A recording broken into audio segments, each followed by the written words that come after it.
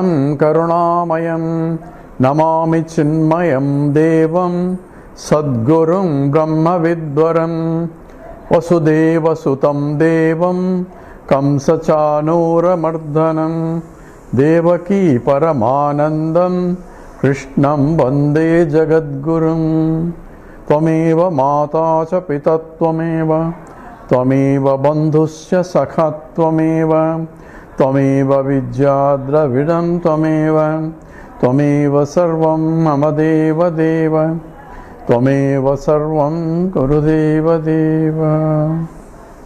Hari Om.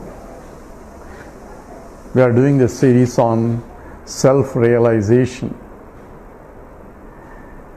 I am doing slowly, methodically, analyze a problem by problem, and sometimes there is a lot of repetition, but the repetition is only for reinforcing what exactly involves in self-realization, because you find a lot of misconceptions and also procedures that are being followed which may not lead to self-realization.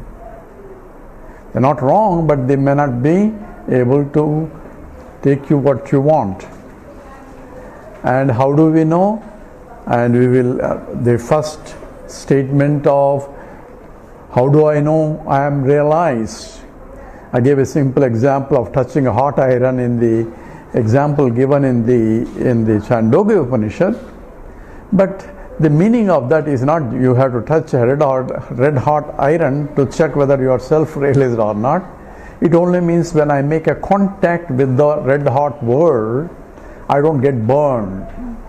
So a realized person is a one who does not get burned by contacting in the world. Burn means he does not go through the suffering of ups and downs. And that's exactly what Krishna says, Dukkeshu Anudvignamanaha Sukeshu Vigataspruhaha Vita Raga Bhayakrodaha Sthitadhihi Muni Uchyate. One who is Sthitadhi, the one whose mind is at equanimity, no disturbance of anything in spite of external disturbances, some things that come that are conducive for his likes. Some may not be conducive, and some may be even uncomfortable and even painful also. But he does not go on crying or suffer, and he will feel pain. Body pain will be there. If there is a leg cramps, he will have a leg cramps just like anybody else, and you will see that he is also suffering. At the same time, the suffering is not carried on beyond what it means. The body is suffering, therefore he has to take care of it. And the inconveniences of the body, he has to go through like anybody else. If it is a throat cancer, like Ramakrishna Paramahamsa had, or a hand problem, as sage Ramana Maharshi had, all these problems will be, just because Ramana Maharshi had the operation without the aesthetics is not a sign of realization. And the disciples may feel that way, but sign of realization is essentially he is unperturbed, and also he identifies himself with the whole universe, therefore compassion flows through automatically. It's not acting compassion or that I have to be compassionate, it's not like that. It is naturally compassionate, and therefore he cannot but see suffering. Bhagavan Ramana Maharshi cried when people were plugging out the mango leaves more than they need, because they want to impress Bhagavan, and they were cutting more mango leaves for maybe decoration or something, and he was really angry with them because you are pulling out something and you are pulling more than what you need, and that's causing a suffering. And he suffered the pain of the tree. That becomes a compassionate, and that comes automatically or spontaneously because he is identifying myself with everything else. That's a part of self-realization, or it is a byproduct of self-realization. Not that you have to do that way, but it's one of the byproducts of self-realization. Now we were examining that there is a fundamental problem, a human problem, and the human problem, in fact all life problems we said, but at least for humans it is identifiable and analyzable. And the problem is, I do not know myself. That's what we are discussing for the past 3 talks. So I am ignorant of myself. How do you know that you are ignorant? No, I am not ignorant. I know who I am. People will say, so sir, tell me who you are. Oh, I am this. And they exhibit in the very process their ignorance. Because whenever I say I am equal to this, there is an ignorance. Because I am a subject and this is an object. I cannot be equal to an object because I am a conscious entity who knows, and this is unconscious entity. I am a self and this is non-self. Identification of self with the non-self is a very sign of or expression of ignorance. So does the realized person who understood it, does he not identify? In his case, he deliberately identifies knowing that I am not this, but I am this for purpose of transactions. He doesn't have to say, this body is hungry. So someone went and introduced, after listening to Vedanta, to his wife, sir, this body is married to that body. You don't have to use strange language just because you are a Vedantin or you are a self-realized. You can say, I am hungry, I could not sleep, I am having the headache, or I am having a back pain. All these communications for transactions can be done knowing very well I am not the body. Just as we mentioned, an actor playing in the drama of a king or a beggar and acts like a king in the scene, saying that I am a king and he can rule and punish people there. At the same time, if he is acting in the next scene as a beggar, he has to be kicked left and right also by other people, and that's a part of the drama. Knowing very well I am an actor playing this role, and therefore he doesn't suffer the role playing, because that's a role playing is for the beauty of the drama. So a sage, a realized master also plays. That's why in Hinduism we have stories of the great Mahatmas, the Puranic stories, how Krishna played, knowing very well. We know that Krishna is not is a realized person. Why?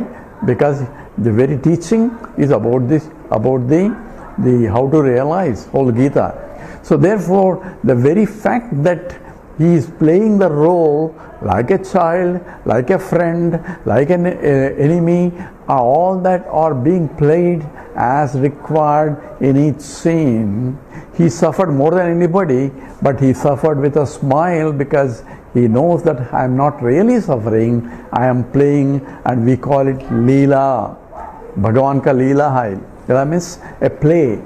We also can play, but we get involved in the play so much that we identify with the roles that we suffer the problems of the role as our problems. That's where the problem is. Anyway, so a realized person also plays, but he plays as a game life. So once I realize I can be back in and play the role required as long as the body, mind, intellect are there because of prarabdha karma. That we'll analyze later. But so a realized person is the one who plays, but the unrealized also plays. The difference between the two is a realized person knows it's a play, whereas the unrealized person or ajnani thinks that it is a real, and he suffers as a consequence of taking that as real. We understood now. So what is the fundamental problem? Fundamental problem is I do not know myself, and that is expressed as I am this. because I am taking what I am not as I am. So what exactly I am? I am is pure existent consciousness. And so what is that? So what is that? I cannot say that is this, because again it is this which is an object. It's an object, it's not an object, but it's a subject. So one has to recognize himself by himself.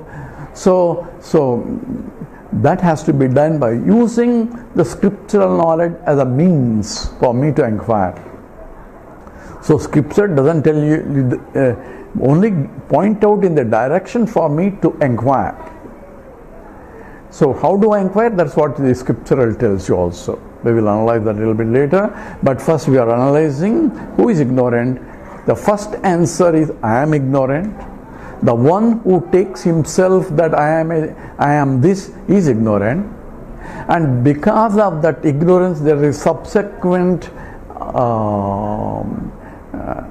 activities or subsequent the actions that are coming out, and because I do not know myself, I take myself, I am the body, mind, intellect. That is the second one. When I take body, mind, intellect as I am, as a conflict, because I am really infinite, whereas body, mind, intellect is finite. So infinite taking the role of a finite, and the finite is very finite because this body is limited, mind is limited. It's called Desha Kala Vastu Parichinnam, limited by Desha space wise, Kala time wise, and Vastu the object wise, means this body is different from that body, is different from the other body, so on. So each body object wise there is a differences. So I am this and I am not that. And we went through all the process of what happens. So I want to become infinite because my nature is infinite. When I take myself the finite, then I want to solve a problem because I don't like finite. Because since my nature is intrinsically infinite, I try to solve a problem because I have assumed that I am finite, and I want to make it infinite by adding this. We analyze that. So the third consequence, the first consequence is I don't know myself. Second consequence is I take what I am not as myself. It's called, one is non-apprehension, second is misapprehension. And the third is then I try to solve the limitations of taking myself what I am not and trying to solve the problems of this which is finite, and that becomes a struggling in life. So everybody is struggling to become infinite or to become happy, either way same. So anytime I am looking for happiness and I feel unhappy as I am or inadequate as I am, that means I have the problem. That means there is an ignorance of myself. So all that trickle down. You may not put it in the words that I am ignorant of myself. I say I am unhappy. That is an expression of ignorance of yourself. I am limited. That's an expression of ignorance of yourself. So all these things are byproducts of the ignorance, called Ajnana Karma and Ajnana Karma Phalas.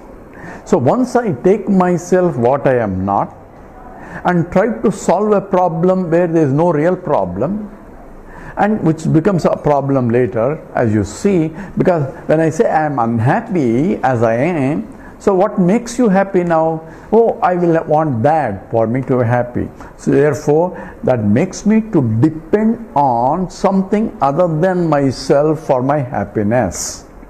So what is the consequence of this? I depend on something other than myself for my happiness because I want that.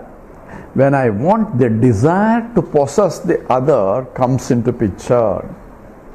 Why I want that, not the other one? That's what Krishna analyzes in the second chapter. Dukkeshu anudvignam.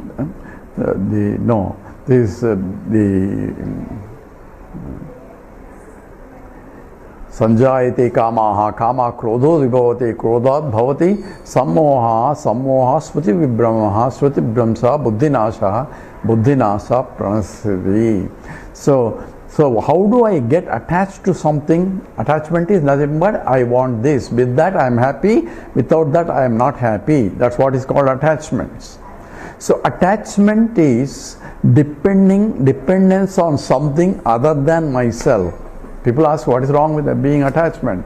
Attachment is my dependence on something other than myself for my happiness. I depend on this. As long as it comes, I am happy. If it doesn't come, I am not happy. I depend on her or I depend on him. So any dependence on something other than yourself, I get attached to it. Because with that I am happy, without that I am unhappy. So therefore, these attachments and all that comes into picture when there is a dependence on something other than myself for my happiness. That's what definition of attachment.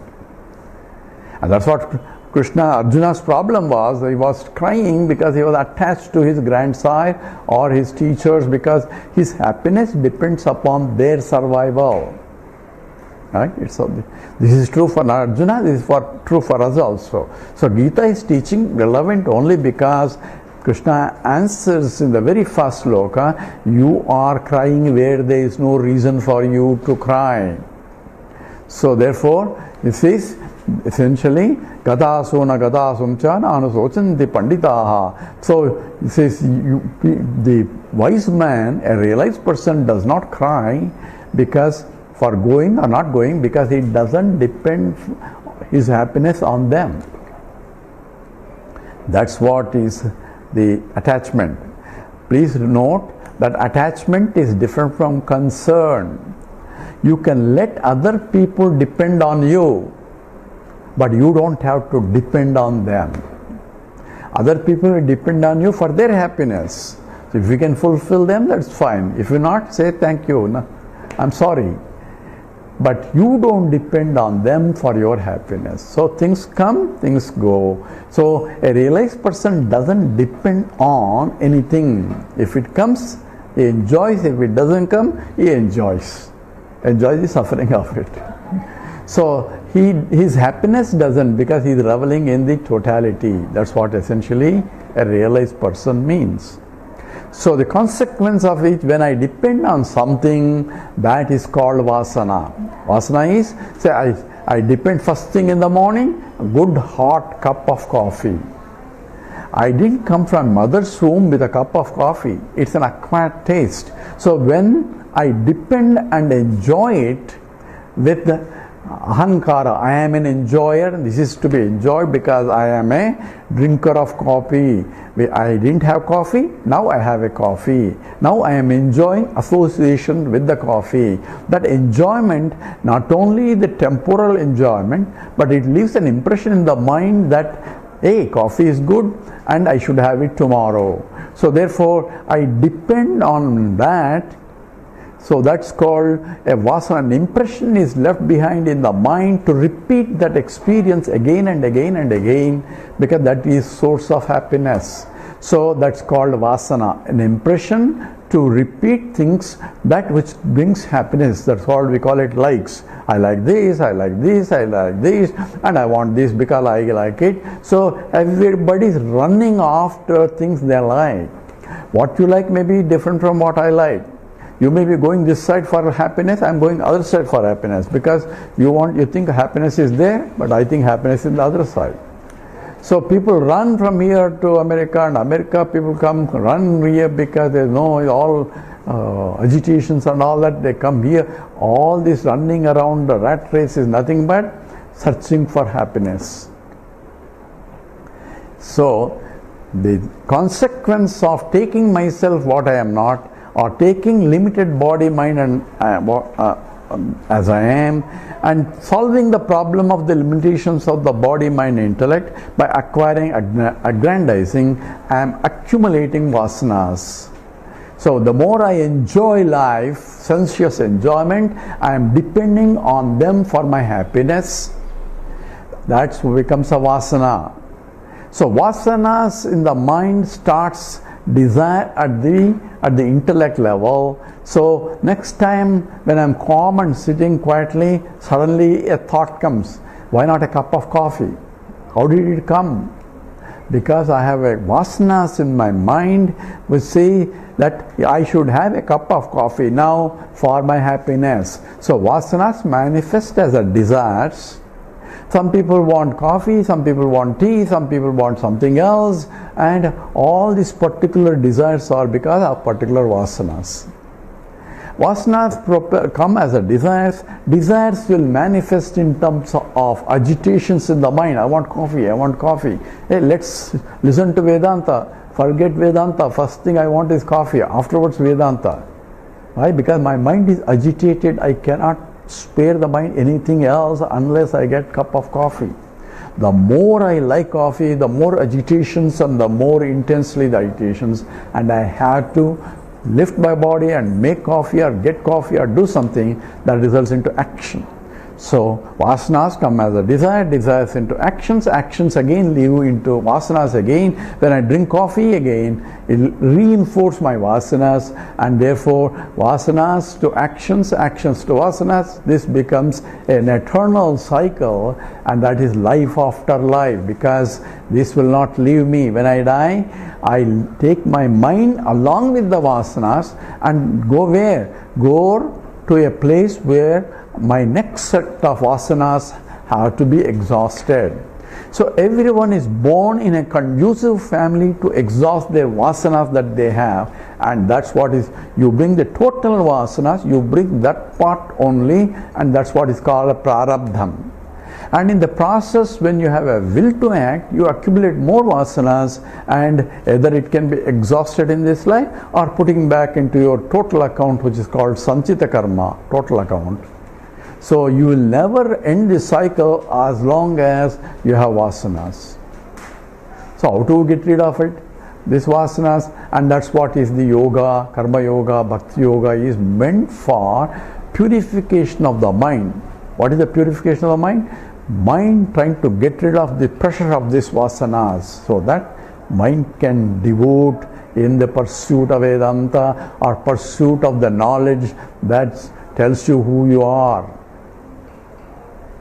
Clear now? So everyone is not interested in Vedanta only because they have so much pressure of the vasanas to go out, and that's called rajasic minds. They say, I want this, I want this, I want this, what good is this, I want to concentrate, I want to make millions, all that. For them, you don't need to teach Vedanta. Let him go and learn in the process, and then realize that that's not the happiness that they want, because all are temporary happiness. That's why people who have accumulated black money now, when the Modi government abolished all the 500 and 1,000, people are running after with how to transport or get rid of the black money. Because black money is not going to give me happiness now. So all these processes are occurring only because of the fundamentally I do not know myself. So the whole 9 yards comes when I don't know myself. I take myself what I am not, and in the process I try to solve a problem, and in the process I accumulate vasanas. Vasanas propel me into actions, and that will again into rebirth, and so on, and this going on. The fact that I am now here in this birth means I had a past birth. The fact that past birth is there because there was a past to past birth. It's all the way back. What? It's an endless cycle, the beginningless cycle. We analyze that why it is beginningless also. Now, fundamentally, we assume that who is ignorant? I am ignorant. Who is that I am? The one who mistakes himself what I is not as I am, he is fundamentally ignorant. Then who am I? We said I am existent and consciousness. Since I don't know who I am, I take the existent as this body, existent as this mind, existent as this intellect, and consciousness as this in the body, consciousness as I am transacting in the world. I am conscious entity, but conscious entity as the one who is a knower of everything, conscious of everything.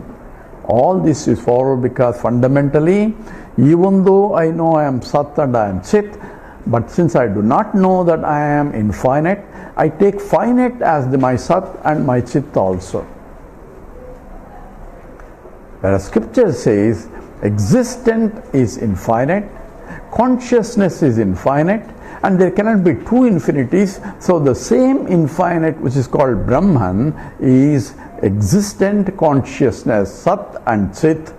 And since it is limitless, also Ananda. So nature of Brahman is infinite, that is Anantam, Ananda, and that means happiness. Happiness is not acquired happiness, intrinsically happy because it's full. Fullness is a measure of happiness. And existent and conscious entity.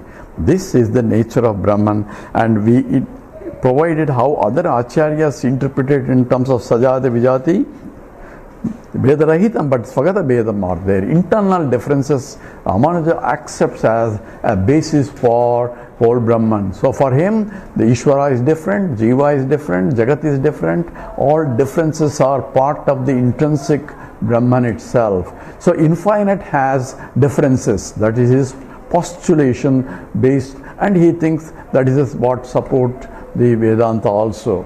Because when you see Krishna said, Natyevaham jatunasam natvam neme janadipaha nacheva nabhavishyamaha sarve bhayamatah param. There is a never time, I was not there, never a time, you are not there, never a time. So he said, everybody is there, that means jivas are eternal. Therefore, in the Brahman, there is a jivas, as each individual jiva is a tiny conscious entity, tiny chit in the total chit. So that's how his model is. How other acharyas interpret the same sloka is different, but at least we recognize that fundamentally there is a problem in terms of how we define a jiva. Now we go into more details now. Who exactly is that jiva who is ignorant? When I say I am Sat and I am Chit, that means I am existent and I am conscious that I am part without caring for this part. That is Brahman, we said. That is nothing but infinite. If that is infinite and taking finite as I am is the fundamental problem, because I do not know who I am. All these things are okay. Now let's ask another question. If I am infinite, I am Brahman, how did I become a jiva? That is the question now. If I am infinite, how did I become ignorant? When did I become ignorant? When I started this taking I am a jiva. And if I am Brahman, do I have ignorance because I became something? Without ignorance I don't become something. Then you say I am having, that means Brahman is ignorant. How can Brahman be ignorant? Because Brahman is pure consciousness, knowledge itself. So the very theory seems to be wrong. And that's how Bhagavan Ramanuja starts with his Sri Bhashya. Sri Bhashya is his interpretation of the Brahma Sutras. Also his interpretation of Gita also called Sri Bhashya. But Sri Bhashya, in the interpretation of Brahma Sutra, he raises this as a part of Purva Paksha, objection to the Advaitic Avidya. So he has 7 objections which are famous in his interpretation. We don't want to go into all the details, but we will address a little bit, 1 or 2. And I must thank Sriman S.M.S. Chari, who stayed with me, is a staunch Visishta Advaita. And in fact, you can go and Google S.M.S. Chari, you will find a lot of books on Visishta Advaita, Advaita and all that. He taught me the Sri Bhashya. And there, it's Ramanuja provides an objection to this. So what are the objections? Let's first analyze what the problem is before we analyze our objections. Then you see the objections don't have any real validity once we understand clearly. So when I am infinite, how can I have ignorance? How can pure existent consciousness become a jiva? When did it become a jiva? And why and how it becomes infinite again, or realization? And how does the knowledge and ignorance be really removed? That's what is self-realization means. So exactly what are the steps involved in self-realization? This we will analyze in the next talk. And this will stop here. Om Purnamada Purnamidam Purnat Purnamudachyate Purnasya Purnamadaya Purnameva Vasishyate. Om Shanti Shanti Shanti. Harihi Om. Shri Gurubhyo Namaha. Harihi Om.